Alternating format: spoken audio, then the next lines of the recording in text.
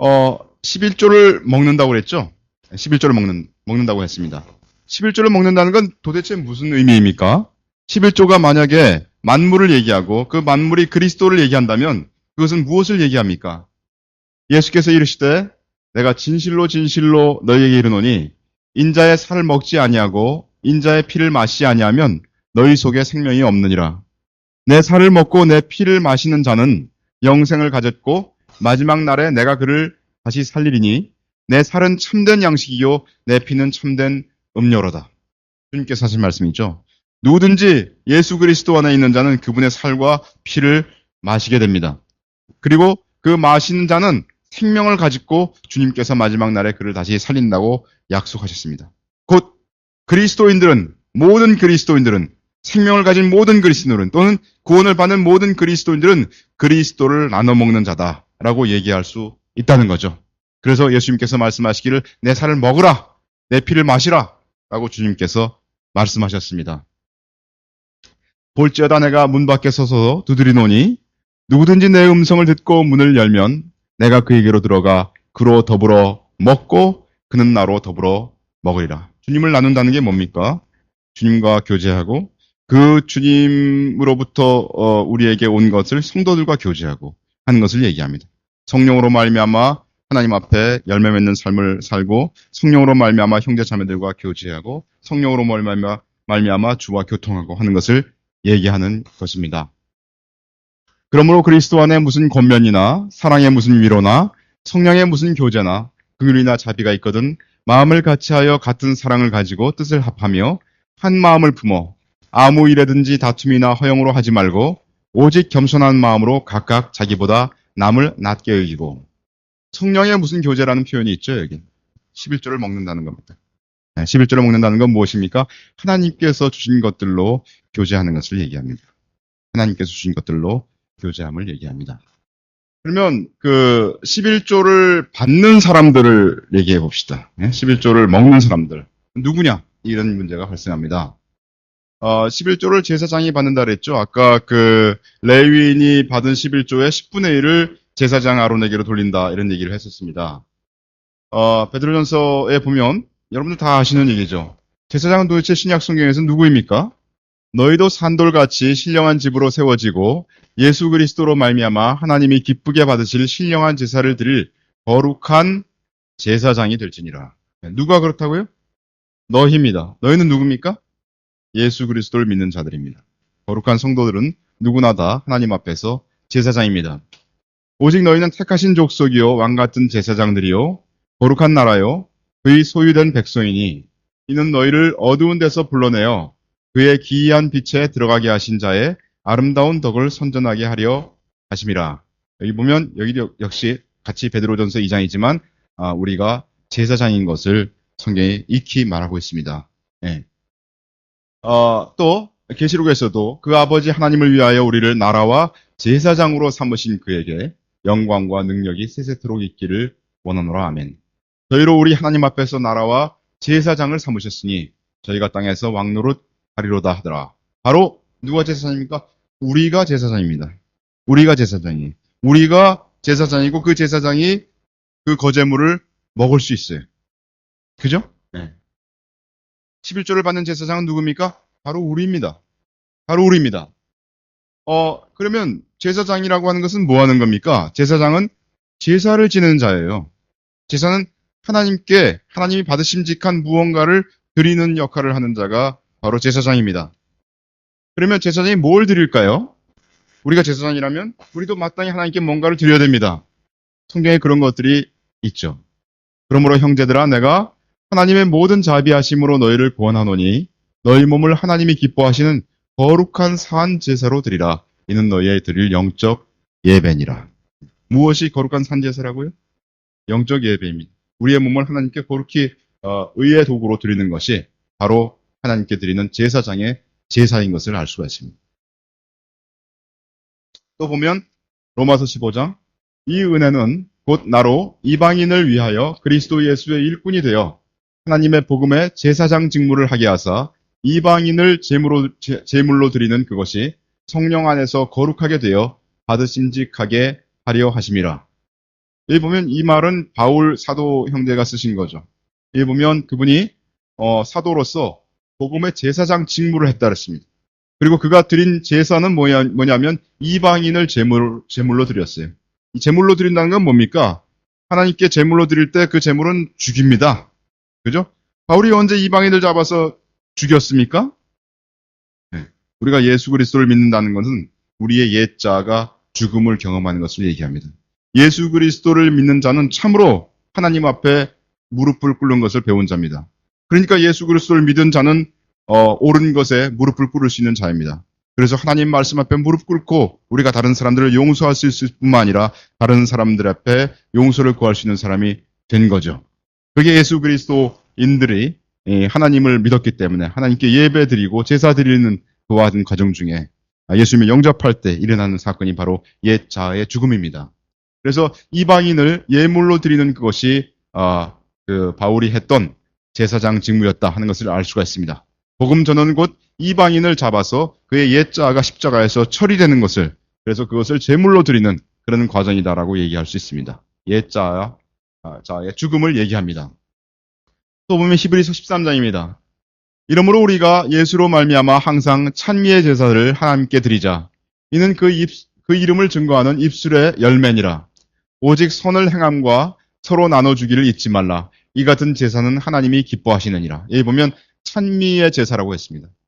찬미라는 것은 무엇입니까? 찬미라는 것은 나를 높이는 것이 아니라 그리스도를 높이는 겁니다. 하나님을 높이는 겁니다. 그죠? 나를 높이지 않고 그리스도를 높이거나 또 하나님을 높일 때 반드시 되어져야 할 것이 무엇입니까? 나의 옛 자아가 처리되어야 됩니다. 내가 높임을 받으려는 모든 생각과 사고가 부정되어야 됩니다. 내 자신이 부정되어야 됩니다. 그것이 곧 제사입니다. 찬미의 제사입니다. 여러분 진정으로 다른 사람에게 선을 행함과 서로 나눠줄 때 무엇이 선행되어야 될지 아십니까? 바로 여러분들의 옛 자아가 십자가에서 처리되지 않고서는 진정한 선을 행했다고 말할 수가 없는 겁니다. 그래서 우리가 하나님 앞에 제사를 드릴 때 하나님이 기뻐하시는 것 같은 제사는 옛 자아가 처리됨으로 말미암아 나오는 선을 행함과 서로 나눠주기가 바로 그와 같은 제사다라고 성경은 얘기하고 있는 거죠. 네, 그러면 11조를 받는 레위인은 누구입니까? 오늘날 신약 시대에 어떤 특정한 부류의 사람들이 레위인이 될 수 있느냐 하는 이런 문제가 우리에게 있죠. 다시 말해서 어떤 특정한 부류가 레위인이어서 그들이 11조를 받아야 한다고 주장할 수가 있겠습니까? 특정한 부류의 사람을 규정하여서 레위인이라고 하면 그러면 신약 시대의 제사장은 누구란 말입니까? 근데 우리가 알고 있는 것처럼 신약 시대의 제사장은 우리 모두가 제사장이라고 베드로전서에서 2장에서 말씀하시고 있습니다. 민수기 18장에 다시 보시면 너는 레위인에게 고하여 그에게 이르라. 내가 이스라엘 자손에게 취하여 너희에게 기업으로 준 11조를 너희가 그들에게서 취할 때 그 11조의 11조를 거제로 여호와께 드릴 것이라. 너희는 이스라엘 자손에게서 받는 모든 것의 11조 중에서 여호와께 거제로 드리고 여호와께 드린 그 거제물은 제사장 아론에게로 돌리되 이렇게 되어 있습니다. 따라서 레위인이 받은 그 11조의 11조를 다시 레위인은 그 11조를 제사장 아론에게로 드리게 되어 있습니다. 그런데 신약에서는 성도가 제사장이라고 했습니다. 그런데 만약 어떤 특정한 부류의 사람들이 레위인이라고 한다면 오히려 그 특정한 부류의 레위인들이 제사장인 성도들에게 11조를 바쳐야 된다라고 성경이 얘기하고 있는 거죠. 왜냐하면 여기 민수기 18장에서 레위인이 11조를 제사장에게 드리기 때문이죠. 그래서 이 말씀에 의하면 신약 시대의 어떤 특정한 부류의 사람들이 레위인이라고 한다면 모든 성도들에게 11조를 바쳐야 된다 하는 말이 되기 때문에 말이 어폐가 있게 되는 겁니다. 모순이죠. 그래서 어떤 특정한 부류의 사람들이 레위인이라고 얘기하기가 힘들게 됩니다. 다시 민수기 8장 보겠습니다. 내가 이스라엘 자손 중에서 레위인을 취하여 그들을 아론과 그 아들들에게 선물로 주어서 그들로 회막에서 이스라엘 자손을 대신하여 봉사하게 하며 또 이스라엘 자손을 위하여 속죄하게 하였나니 이는 이스라엘 자손이 성소에 가까이 할 때 그들 중에 재앙이 없게 하려 하였음이니라. 여기 보면 그 레위인이란 사람은 아론과 자녀들을 제사장들에게 선물로 준 자들입니다. 이스라엘 자손을 대신해서 봉사하게 하기 위해서 선물로 줬다. 이렇게 되어 있죠. 따라서 이들은 그 제사장보다는 조금 중요하지 않은 그런 사람들인 것을 알 수가 있습니다. 왜냐하면 제사장들이 제대로 제사를 드리게 하기 위해서 제사장들을 이렇게 돕는 그런 자들로 택감을 받은 자들인 것을 알 수가 있습니다. 또 우리가 볼 수 있는 것은 이 봉사라는 단어가 있는데, 이 봉사라는 말은 구약 전체에서 살펴보시면 레위인에게만 관련된 그런 단어인 것을 알 수가 있습니다. 제사장에 대해서 구약에서 그 봉사라는 말을 쓴 적이 한 번도 없고요. 또 일반 백성들이 백성들과 관련해가지고 구약에서 봉사라는 말을 쓴 적이 없습니다. 이 봉사라는 말은 특이하게도 레위인에게만 관련된 그런 말씀인 것을 알 수가 있습니다. 따라서 신약적인 의미에서 이 레위인이라는 것은 누구냐? 그것은 하나님의 교회, 하나님의 교회는 곧 그리스도를 믿은 그리스도인들을 얘기하죠. 하나님의 교회를 섬기는 봉사자들이 바로 레위인이다 라고 얘기할 수가 있겠습니다. 에베소 4장에 이는 성도를 온전케 하며, 근데 이 하며라는 것이 오역입니다. 이게 온전케 하며가 아니고 온전케 하여가 맞는 말씀이죠. 만약 이것을 온전케 하며라고 얘기를 한다면 에베소 4장 11절에 나와 있는 하나님께서 교회에게 은사를 가진 자들을 주셨는데, 사도와 선지자와 복음 전환자와 목자와 교사들을 주셨다고 말씀하셨는데, 그러한 은사자들이 하는 일들이 성도를 온전케 하기도 하고, 또 그런 은사자들이 또 봉사의 일을 하기도 하고, 또 그런 은사자들이 또 그리스도의 몸을 세우기도 한다, 이런 말이 되지만, 만약 이것이 온전케 하며가 아니라 온전케 하여라고 이게 번역이 된다면, 그런 은사자들인 성도를 온전케 하여서 그 성도들이 봉사의 일을 하게 하고, 그 성도들이 그리스도의 몸을 세우게 하기 위해서이다 라고 번역이 되기 때문이죠. 따라서 이것은 성도를 온전케 하는 은사자들이 바로 그 성도가 봉사의 일을 하게 한다라는 의미로 해석되어야 되기 때문에, 이건 성도를 온전케 하여 그 성도들이 봉사의 일을 하게 한다라고 번역하는 것이 옳겠습니다. 그래서 다시 말해서 여기서 우리가 말할 수 있는 것은 무엇이냐 하면, 성도들이 봉사의 일을 한다라고 얘기할 수 있겠습니다. 이게 NIV로 보시면 to prepare God's people for the works of service so that the body of Christ may be built up 이렇게 돼 있죠. 그래서 하나님의 백성을 준비하여서 하나님의 백성들이 봉사의 일을 하도록 준비하는 것이다 이렇게 되어 있습니다. 사도행전 1장에 보시면 봉사와 및 사도의 직무를 대신할 자를 보이시옵소서. 유다는 이를 버리옵고 제 곳으로 갔나이다 하고, 다시 말해서 가룟 유다가 이제 예수님을 배신하고 죽었죠. 그래서 그 유다를 대신하여 제비를 뽑았는데 마띠아가 뽑혔습니다. 그리고 그 마띠아는 12사도에 포함되어서 봉사하는 자로 쓰임을 받게 되었습니다. 우리 좀 전에 봤던 에베소서 말씀하고 여기 사도행전 말씀을 종합해 볼 때 우리가 얘기할 수 있는 것은 무엇이냐 하면, 사도를 포함한 모든 성도들, 바로 우리가 봉사자여 레위인인 것을 알 수가 있습니다. 다시 고린도후서 9장에 보시면, 너희가 모든 일에 부요하여 너그럽게 연보를 함은 저희로 우리로 말미암아 하나님께 감사하게 하는 것이라. 이 봉사의 직무가 성도들의 부족한 것만 보충할 뿐 아니라 사람들이 하나님께 드리는 많은 감사를 인하여 넘쳤느니라 이렇게 되어 있습니다. 여기서 얘기하는 특별히 봉사의 직무는 무엇이냐 하면 연보한 것을 얘기합니다. 그래서 연보가 곧 봉사의 한 형태다라는 것을 우리가 알 수가 있는 것이죠. 또 빌립보서 3장에 보시면 하나님의 성령으로 봉사하며 그리스도 예수로 자랑하고 육체를 신뢰하지 아니하는 우리가 곧 할례당이다 이렇게 되어 있습니다. 누가 할례당이라고요? 우리, 곧 모든 성도가 곧 할례당인데 그 모든 성도가 뭘 한다고요? 하나님의 성령으로 봉사한다고 되어 있습니다. 따라서 이 성령으로 봉사하는 모든 자, 곧 우리가 레위인인 것을 알 수가 있는 것이죠. 베드로전서 4장, 각각 은사를 받은 대로 하나님의 각양 은혜를 맡은 선한 청지기 같이 서로 봉사하라.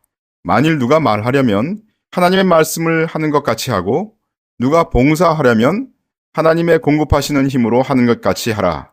이는 범사에 예수 그리스도로 말미암아 하나님이 영광을 받으시게 하려 함이니 그에게 영광과 권능이 세세 무궁토록 있느니라. 아멘. 여기도 보시면 청지기같이 서로 봉사하라 하는 말씀이 있고요. 봉사하려면 하나님의 공급하시는 힘으로 하는 것 같이 하라 되어 있습니다. 근데 이거 누구에 대한 말씀입니까? 바로 누가 말하려면, 다시 말해서 모든 성도들에게 봉사할 것을 말씀하시고 있습니다. 그래서 모든 성도들은 어떻게 봉사합니까? 하나님의 공급하시는 힘으로 하는 것 같이 봉사하라고 되어 있습니다. 다시 말해서 신약적인 의미에서 레위인은 곧 모든 봉사하는 우리들임을 말씀하시고 있는 것이죠. 그럼 이제 우리가 하나님의 제사장 그리고 하나님의 레위인을 얘기를 했는데, 이제 11조를 먹는 백성은 누구인가라는 것을 우리가 얘기해야 되겠습니다. 고린도후서 6장, 하나님의 성전과 우상이 어찌 일치가 되리요? 우리는 살아계신 하나님의 성전이라. 이와 같이 하나님께서 가라사대 내가 저희 가운데 거하며 두루 행하여 나는 저희 하나님이 되고 저희는 나의 백성이 되리라 하셨느니라. 너희가 전에는 백성이 아니더니 이제는 하나님의 백성이요 전에는 긍휼을 얻지 못하였더니 이제는 긍휼을 얻은 자니라. 여기 보면 누가 하나님의 백성이라고 했습니까? 우리는 이라고 얘기했습니다. 너희가 라고 얘기했습니다. 다시 말해서 예수 그리스도를 믿은 모든 자는 하나님의 제사장이요 또 봉사자로서 하나님의 레위인이요 또 하나님의 백성인 것을 알 수가 있는 것입니다. 계시록 21장, 내가 들으니 보좌에서 큰 음성이 나서 가로되 보라, 하나님의 장막이 사람들과 함께 있음에 하나님이 저희와 함께 거하시리니 저희는 하나님의 백성이 되고 하나님은 친히 저희와 함께 계셔서, 이렇게 되어 있습니다. 다시 말해서 여기에서도 우리가 곧 하나님의 백성이다 라고 얘기하고 있는 겁니다.